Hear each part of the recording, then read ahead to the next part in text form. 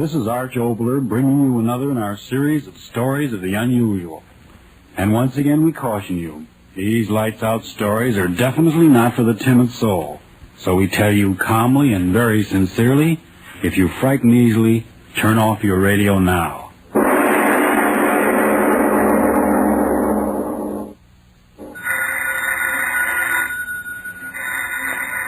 Miss Goddard, answer the phone, please. Yes, Mr. Obler. Yes? Oh, yes, Miss Harrison. Here he is. Mr. Obler? Yes? Miss Harrison. Oh, thank you. Hello, Joan. How's the phantom lady? Oh, yes. Yeah, am I in trouble? Well, the last light's out. I just don't know what to write about. Oh, no, I got plenty of ideas, but... well, men dying in foxholes, and what am I doing? Thinking of fantastic... Well, thanks very much, but I still insist that I ought to be... Yeah, okay. Sure, I'll make this last one a good one, and then that'll be that. If I live through it. Huh? No, I was just talking to myself. I've been doing that rather consistently these last few days. Yes, I guess all those zombies and ghouls and loup-garoos have finally caught up with me. Yeah, I know. 2 aspirins and a glass of water every half hour. Now look here, Miss Harrison, don't worry about me. I'll get the story written tonight if I have to talk to the devil himself to do it.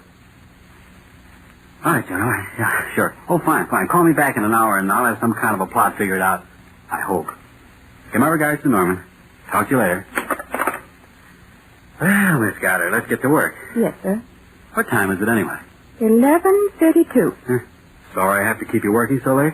That's perfectly all right. I know you have to have that play done by tomorrow morning. I'm glad to help. You're an angel. Huh, angel? That's a strange word to use here in this room where I've thought up so many demons and monsters. Tell me, or maybe you won't want to tell me.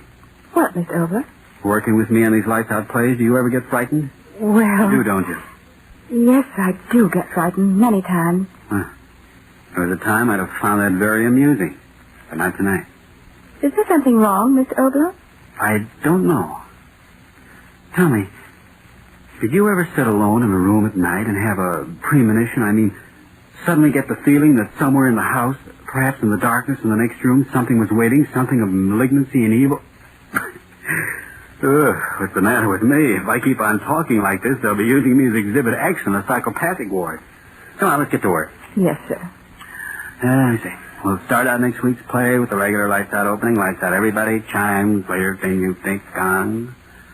First character is named, Hellman. Call him Hellman. Jack Hellman, H-E-L-M-A-N. 2 hours. Got that? Mm-hmm. He commits a murder and he, Oh, what's the use? I can't write another one of these things. Ghosts and groans and blood. I tell you, I can't do it. Mr. Obler.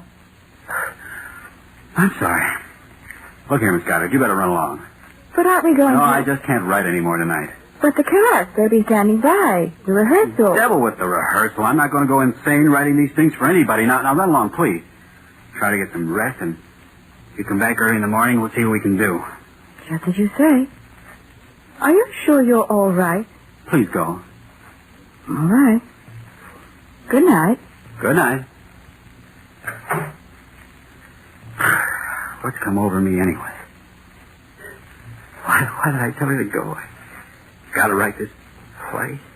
Premonition. She must have thought I was getting soft. Huh? Who's there? Oh. Well, I am in bad shape.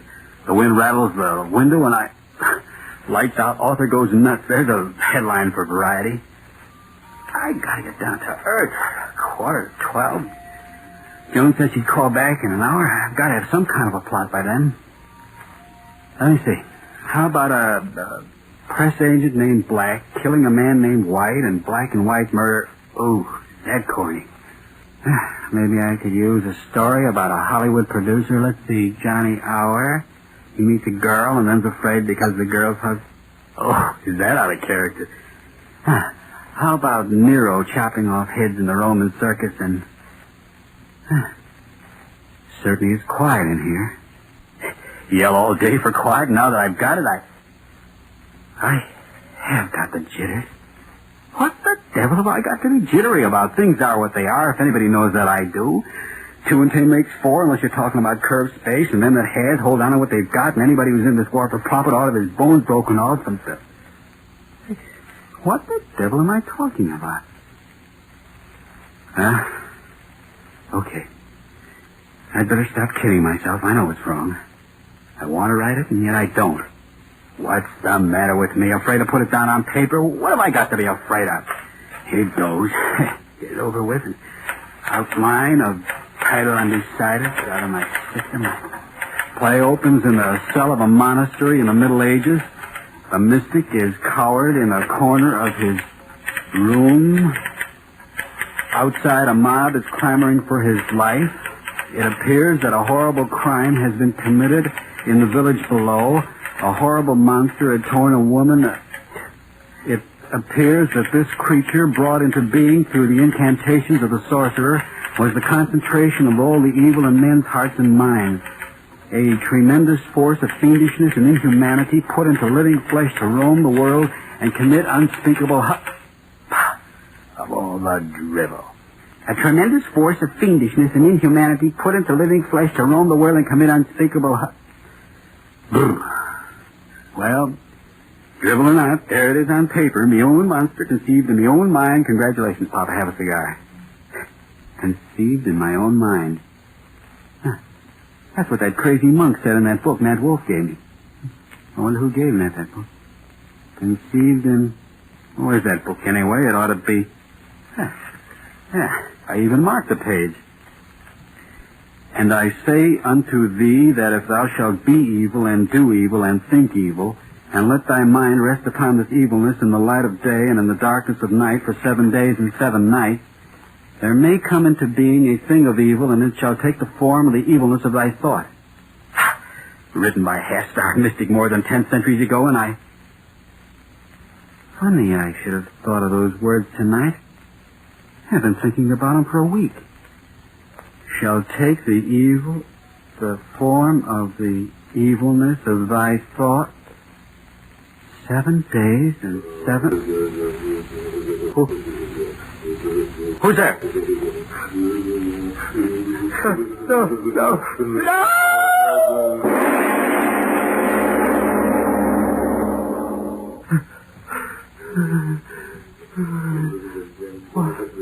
What the...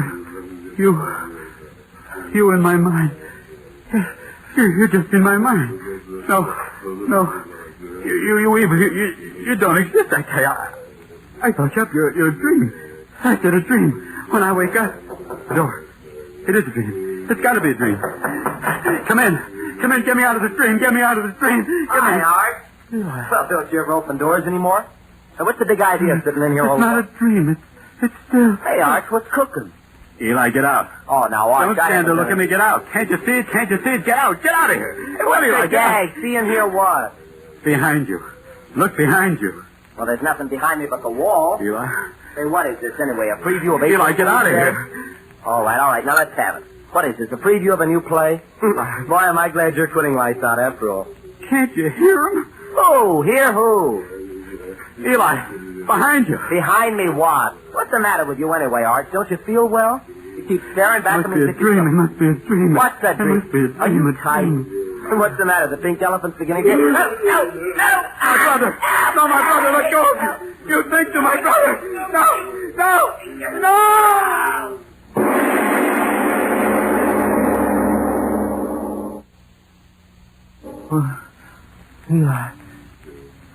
Eli?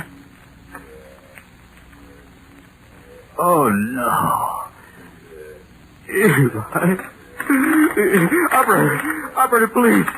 Send police right away, my brother. Please, send police. My brother. How much time we got to go on this ship yet, Joe? Oh, hold it. Here comes Frank Sinatra again. Squad 39 and 48. Go to Ventura and Ragwood. Drunk making a disturbance. Claims his brother ate by a monster. Squad 39 and 48. Go to Ventura and Ragwood. Drunk claims brother ate off by a thing. ALPD signing off. But I tell you, it's true, officer. It's true. My brother, my own brother, I saw it with my own eyes. All right. So you you. thought. Now take it easy, young fella. You're in a bad shape. I tell you, I'm not drunk. I'm as sober as you are. Now, don't get funny. You thick-headed fool. Look, it's there behind you. Huh? What? The thing, the monster. Look at it. Believe my brother. Oh, I've heard of them seeing snakes and pink elephants, but this is the first one I've seen this bad off, eh, Joe? Oh, you never can tell in the valley. There, the two of you. Can't you see him? Can't you see him? Over there in the corner. Hey, maybe we better take him down to the station and let him cool off in the can for a while, eh? Yeah. Stop staring at me, the two of you. Why won't you believe me? Why won't you believe me? Hey, Clarence. Maybe this guy's on the level. Oh, are you nuts, too? Something happened to his brother, there'd be someone around, wouldn't there? And there ain't nothing in this room. What have I done? What have I done? You've done? What do you mean? I thought of the monster. 7 days and 7 nights. Gee, Joe, the guy's nuts. Let's find out who he is. What's your name, young fella? Yeah, what's your name? Quiet down now. What's your name? Oh, what difference does that make? The thing that sits there and grins at me. Why don't you see it to help me? Oh, come on now. What's your name? Let's have it. Opler. Oh, Eli. What's your business? What do you do for a living? Eli. Well? Radio. I write radio. What's the difference? Radio? Obler. Say, ain't you the guy that writes them screwy lights out things Tuesday nights? Yes, help me. Please help me. What? Why, this is the guy that writes them ghost things I was telling you about, over the radio. Obler. The guy who always makes his cops Irish. You get it? It's one of them gags, one of them publicity gags. Gags? Oh, you infernal... Now, wait a minute, fellow. Watch your tongue. I tell you, it's not a gag. It's here in the room. It has took my brother and... There. Can't you hear it? Can't you hear it? Huh? It's laughing. An infernal laugh. Listen to it. Listen to it. It is later than you think. Okay, young fella, if it ain't a gag, you better take a bromo and go back to bed. Now, listen, we're going to hang around for a while, so take it easy. Come on, Joe, let's get out of here. No, wait. Wait, don't let me down. It's here, I tell you, it's here, don't let me. Oh. What'll I do? I gotta get out of here. Yeah, that's it. I've got to get out of here and find someone who believes. What? Oh, it won't let me out? No. Don't come near me. The police. Come back. Come in. I was just driving by and I thought... No, Mercedes, get out of here. Get out. What? No. Arch, what's the matter? What are you staring at? Mercedes, believe me, you got to get out. You got to get out. No. Where's it? No. Help. No. Help.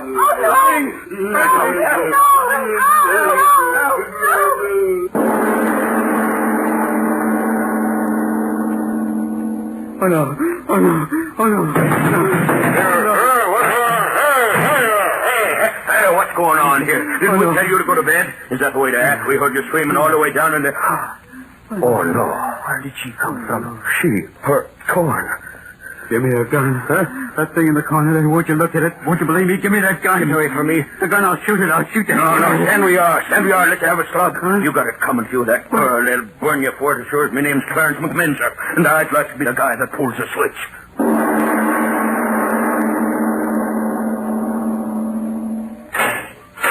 All right, right in here, sir. You've got 5 minutes. Yes, I know.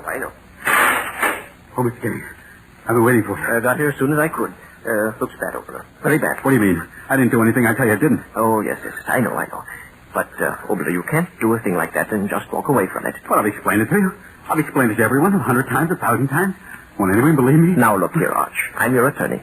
I want to help you. A great number of people want to help you, and we certainly can't do a thing unless you cooperate. Yes, that's what I said, cooperate. What do you want me to do? Tell the truth. The whole truth. I told you. Yes, I know what you told me. A horrible thing that you conceived in your mind came to life and, did a number of, peculiar things. But, see here, surely you don't think that even the most stupid jury on earth is going to believe that nonsense? You don't believe me?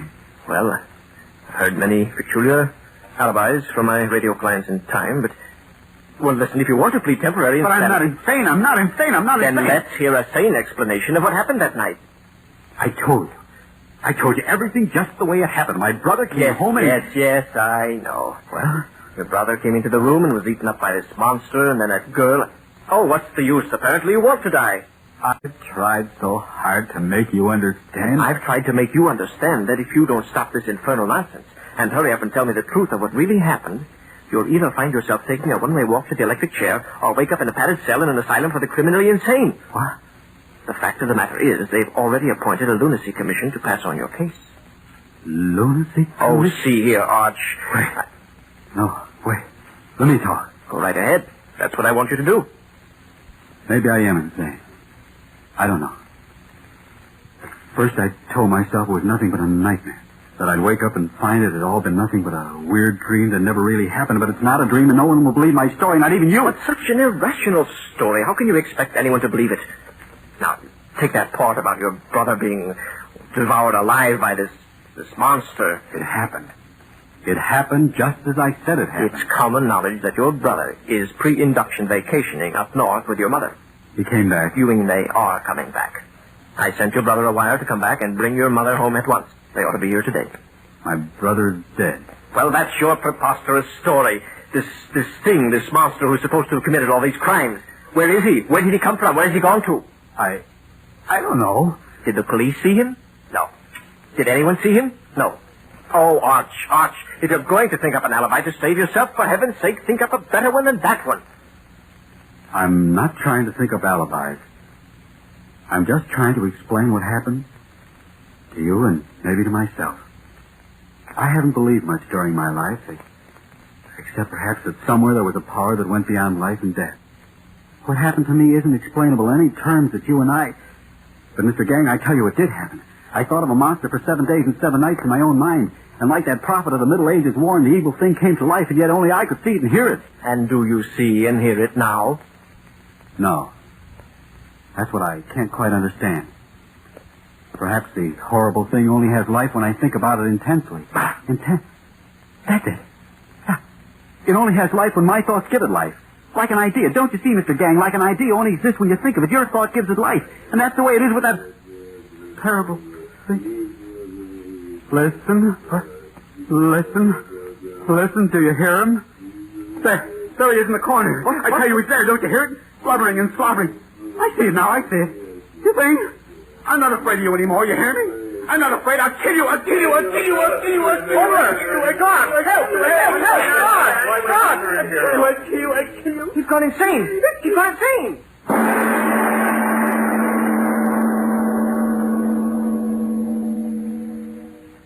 I tell you, all radio writers are crazy. I've had dealings with several of them. Gentlemen, if you please, control yourselves.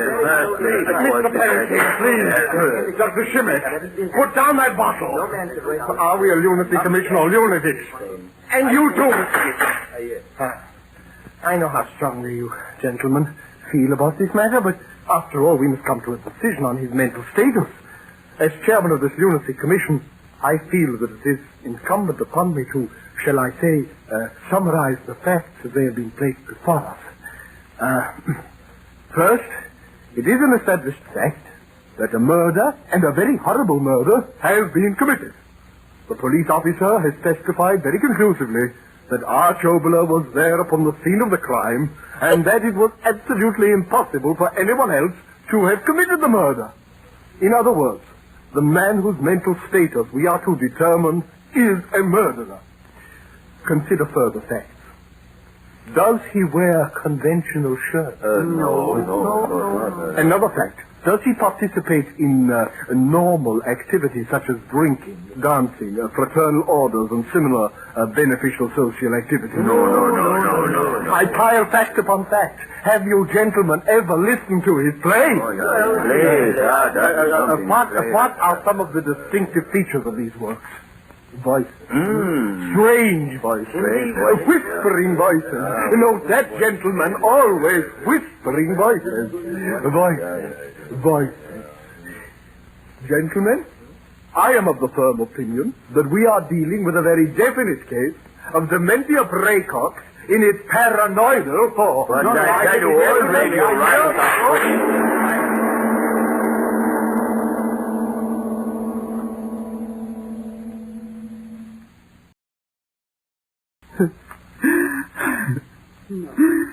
No, Arch. No. A lifetime in an insane asylum. Oh, my. I'm not insane. I tell you, I'm not insane. No, of course you're not, son. Don't excite yourself anymore. Please. But don't make me go. If there was only some way I could make them see the things I see.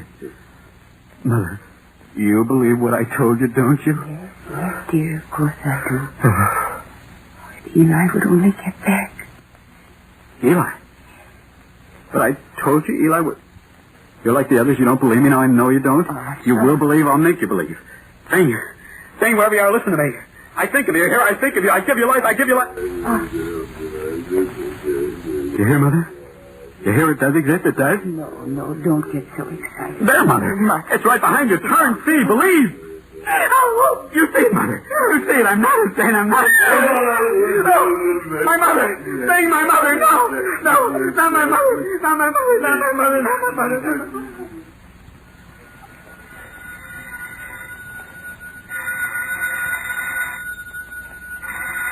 All right. Hello. Oh, yes, John. Midnight already? Yeah, I've been sitting here very comfortably, and I finally brought up the plot line, and believe me, it's quite a brainstorm. I die. Well, sure, it's my final broadcast, so why not? No, I'm not gagging. Listen to me. You know, it's all about a monster that I conceived in my own little-bitty mind, and it comes to life. Now, honestly, I haven't had a Coke in hours. It's going to be one of those, crazy stories inside of a story. Now listen. The way I've got it figured out is this. Now, I'm supposed to be sitting here thinking of this horrible monster, and suddenly I turn around and there it is, see? And my young brother comes in, and this monster eats him up alive, and then Mercy McCambridge comes in, and she... Wait a minute, Joan. Hold it for a minute. I think someone came in. I imagine it's Bernie. I'll see who... No! Joan, listen. That thing, it's true. This time it's really happening. No!